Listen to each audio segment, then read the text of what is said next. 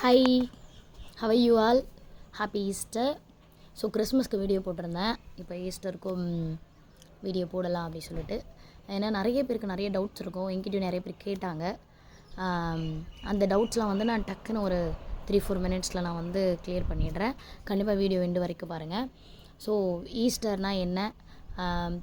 ஜீசஸே வந்து சிலுவையில் வந்து காப்பாற்ற முடியாமல் மறிச்சிட்டாரு. அவர் மறித்த நாளை போய் இவங்க போய் ஒரு கொண்டாடுறாங்களே, அது துக்கம் தானே பண்ணணும் அப்படின்னு சொல்லிட்டு நிறைய பேருக்கு டவுட். இன்னொன்று, அவர் ஒரு மனுஷன் தானே, அவரை வந்து இவங்க எப்படி வர்ஷிப் பண்ணுறாங்க அப்படின்ட்டு ஒரு டவுட்டு.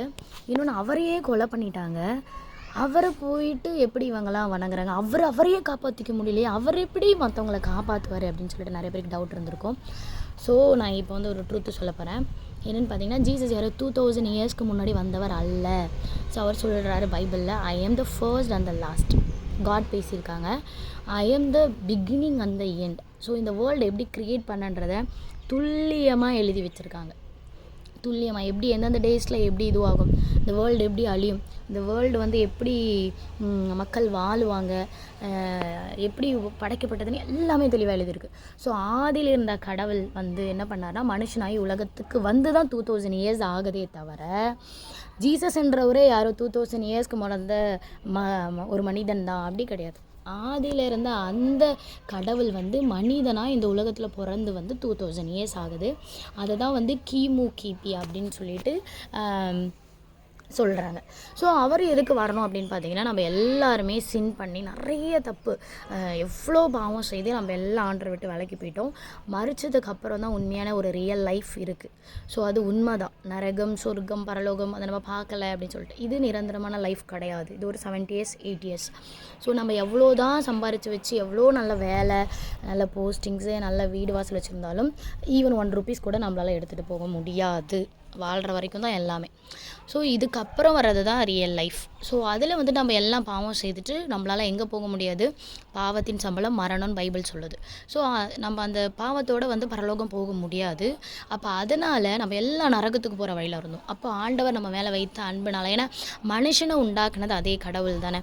ஒரு அப்பா எப்படி நம்ம மேலே அன்பாக இருப்பாங்களோ அதை விட கடவுள்ன்றவர் நம்ம மேலே அன்பாக இருப்பார்ல. ஸோ இந்த உலகத்தில் நிறைய பேர் என்ன பண்ணுறாங்கன்னா, பாவ மன்னிப்புக்கு பலி கொடுக்குறாங்க. பாவ மன்னிப்புக்கு வந்து ஏதாச்சும் ஹெல்ப் பண்ணால், நம்ம ஏழைங்களுக்கு ஹெல்ப் பண்ணால் சரியாயிடும் அப்படின்னு நினைக்கிறாங்க.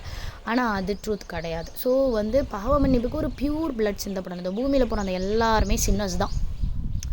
அவங்க செய்யட்டி கூட அவங்க மூதாதையர்கள் வந்து தப்பு செய்திருப்பாங்க. நம்ம சிந்தையில், நம்ம யோசிக்கிறதுல எவ்வளோ சின் பண்ணுறோம். ஸோ அப்போ ஒரு பியூர் பிளட்டு இந்த பூமியில் வந்து சிந்தப்படணும். அதுக்காக நம்மளை படைத்த கடவுள் மனித ரூபம் எடுத்து இந்த இடத்துல வராரு, ஒரு மனிதனாக பறக்கிறாரு. ஸோ இன்னும் நிறைய பேருக்கு நிறைய டவுட்ஸ் இருக்கும்.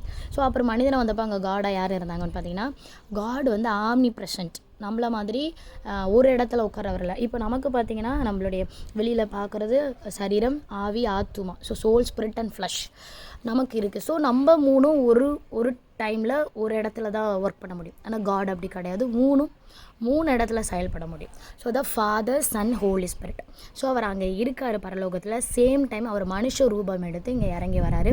வந்து மனுக்குலத்தோட மொத்த பாவத்தையும், யாரோ பர்டிகுலர் ரிலீஜியனுக்கோ பர்டிகுலர் பீப்புள்ஸ்க்கோ கிடையாது, அந்த பீப்புள்ஸோட வேர்ல்டில் இருக்க எல்லா பீப்புள்ஸோட பாவத்தையும் அவர் மேலே சுமந்து அவர் சிலுவையில் மறித்தார். அவரை யாரும் கொலை செய்யலை. ஏன்னா அவர் முன்னாடியே சொல்லிட்டாரு, நான் இந்த மாதிரி மறிப்பேன், திரும்ப உயிர் தெழுவேன். மறிக்கிறதுக்காகவே தான் அவர் பிறந்து வந்தார். 33 வருஷம் எப்படி உலகம் அழிய போகுது, நீங்கள் எப்படி இருக்கணும், எப்படி வாழணும், யார் காடுன்றதெல்லாம் தெளிவாக வந்து அவர் சொல்லியிருக்காரு. ஸோ வந்துட்டு அவர் மறித்தார், நம்ம பாவத்தை எல்லாம் சுமந்து அவர் மறித்தார். அவரை நினச்சிருந்தா அவர் என்னனாலும் பண்ணிகிட்டு இருக்கலாம். ஆனால் அவர் நமக்காக நம்ம மேலே வச்சு அந்த அன்புனால் மறித்து 3ஆம் நாள் என்ன பண்ணுறாருன்னா உயிர் தெழுந்தார். இதை வந்து ஃபஸ்ட்டு ஒரு உமன் விட்னஸ் கொடுக்குறாங்க.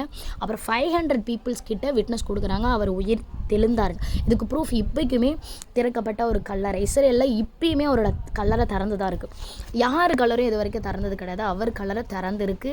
ஸோ யாருக்குமே இது மாதிரி மறித்து உயிர் தெழுந்தாங்களோ ஒரு நாள் இந்த வேர்ல்டில் செலிப்ரேட் பண்ணதில்லை. ஆனால் ஜீசஸோட மறித்து உயிர் தெழுந்தார். ஐ மீன் என்னென்னா, செத்து போயிட்டு உயிரோடு வந்தார்னு ஒரு நாள் இந்த உலகமே கொண்டாடுதுன்னா கொஞ்சம் யோசிக்கக்கூடியதாக தான் இருக்கும்.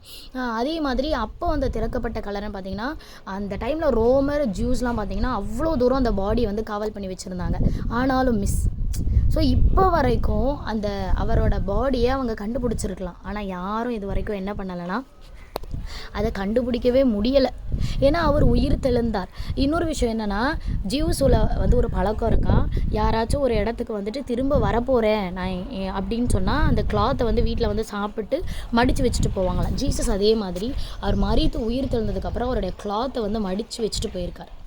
ஸோ அவர் திரும்ப வரவே அவர் சொன்னார், மரித்தேன் இதோ சதா காலங்களும் உயிரோடு இருக்கிறேன்னு சொல்லிட்டு. இப்போ ஜீசஸ் பிறந்தது நமக்காக, நம் பாவங்களுக்காக மறிக்கிறதுக்காக, உங்களுக்காக, எங்களுக்காக, எனக்காக ஜீசஸ் வந்து சிலுவையில் மறிச்சார். 3ஆம் நாள் உயிரோடு எழுந்தார். அவர் மெய்யான தெய்வம். இன்னொரு விஷயம் என்னென்னா, அவர் இந்த உலகத்துக்கு திரும்ப வரப்போகிறார். ஸோ வேர்ல்டோட எண்டு ரொம்ப நெருங்கிட்டு இருக்கு.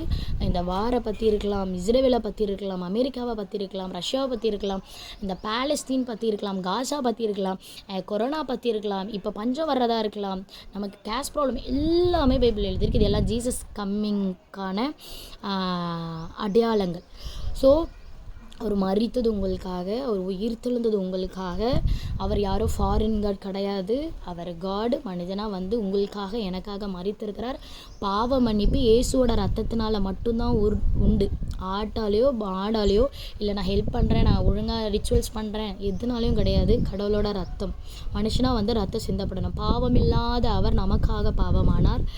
நீங்கள் தேடி பாருங்கள், தேடுங்கள் அப்பொழுது கண்டடைவீர்கள்னு சொல்கிறாங்க. இதெல்லாம் வந்து ஏதோ ஸ்டோரி கேட்குற மாதிரி இருக்குன்னா நீங்கள் ஜஸ்ட்டு கேட்டு பாருங்கள். காடு நீங்கள் யாரை நினைக்கிறீங்களோ நீங்கள் கேட்டு பாருங்கள், இது உண்மையா, இல்லை நீங்கள் வரப்போறீங்கன்றாங்க உண்மையா, நீங்கள் ஃபஸ்ட் டைம் வந்தது வந்து எங்களுக்காக மரிச்சதுக்காக வந்தீங்களா சொல்லிட்டு கேட்டு பாருங்கள்.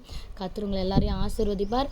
ஃபைண்ட் அவுட் பண்ணுங்கள். சின்ன ஒரு திங்ஸ் வாங்குறதுனா கூட நம்ம அவ்வளோ செக் பண்ணி, ஒரு ஸ்கூல் சேர்க்கறதுனா கூட அவ்வளோ செக் பண்ணி தான் பண்ணுறோம். ஸோ காடை மட்டும் நம்ம அப்பா அம்மா சொன்னதை அப்படியே ஃபாலோ பண்ணிகிட்ருக்கோம். Just you search and find the God. Okay, thank you.